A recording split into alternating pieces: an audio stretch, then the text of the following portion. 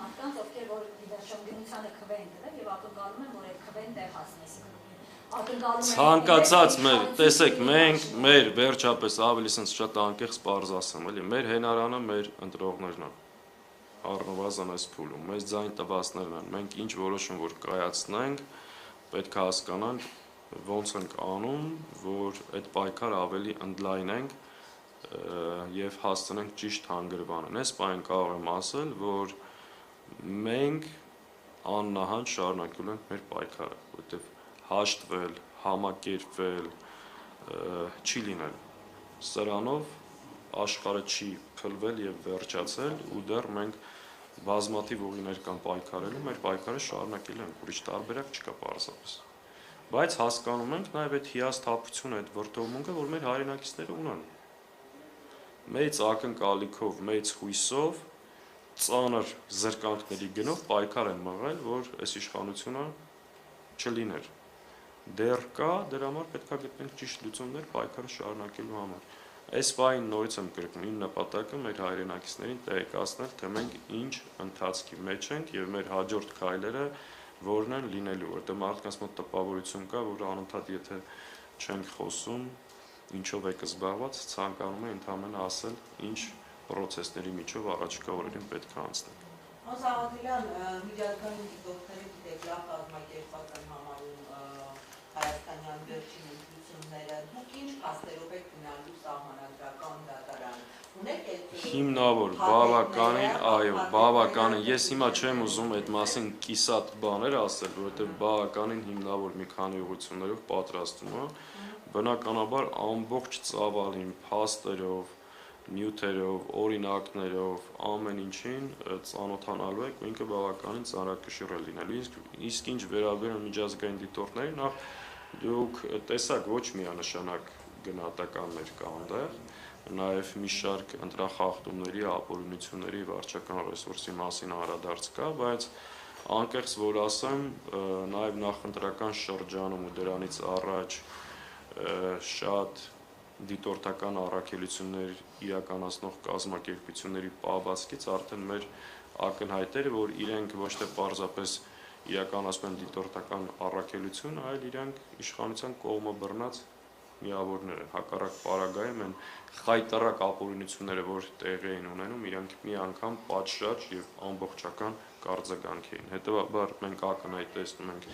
երկակի ստանդարտների կիրառում եւ եթե սա է ժողովրդավարության մասին միջազգային կազմակերպությունների պատկերացումները ցանկանում են հենց sense ժողովրդավարություն լինի իրենց երկրներում։ Սաղաթելյան, երբ օրինակ ուժեղ Հայաստանը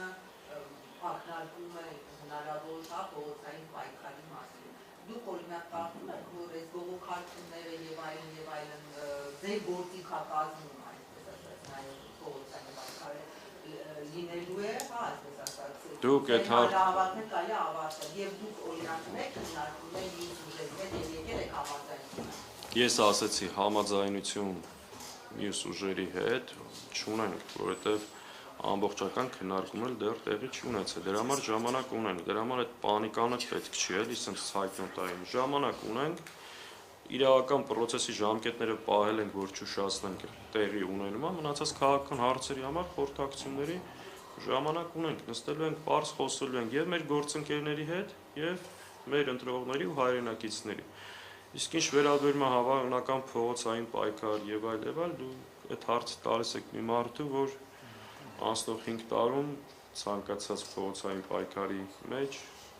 դաշնակցությունը Հայաստան դաշինքը եղել առաջի գծում։ Մենք անկախ ինչ որոշում կայացնենք, գտնում ենք, որ մեր երկրում ներսում դիմադրություն պահելու կազմակերպելը անհրաժեշտություն է։ Հիմա դա ինչ ճանապարհով կլինի, երբ կլինի, ինչ ձևաչափով, սա արդեն ժամանակը եւ ընթացքը ցույց կտա։ Ես ուղղակի որպես համալրում ես ձեր պատասխանին, տեսեք, առաջին իսկ օրը ընտրությունների գիշերը վարչապետը Նիկոլ Փաշինյանը հայտարարեց, որ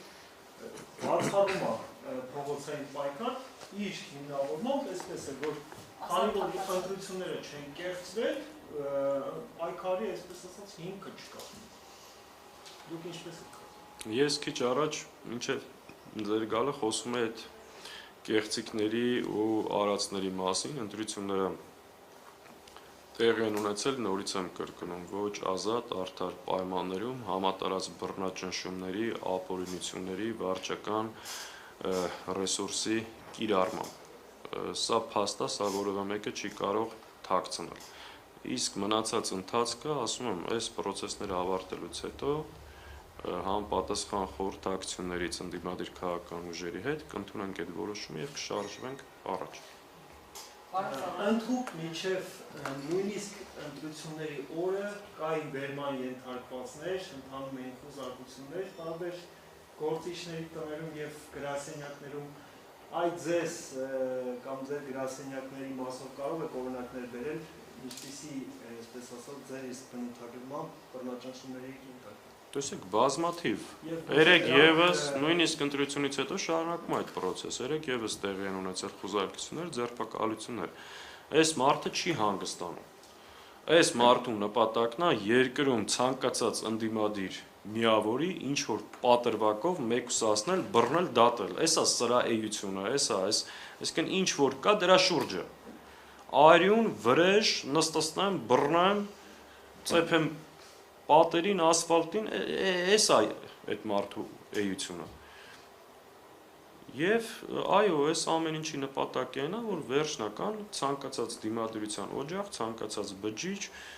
ճզմի, սեղմի, վերջացնի երկրում հաստատի տոտալ բռնապետություն։ Իր ուղին դա է,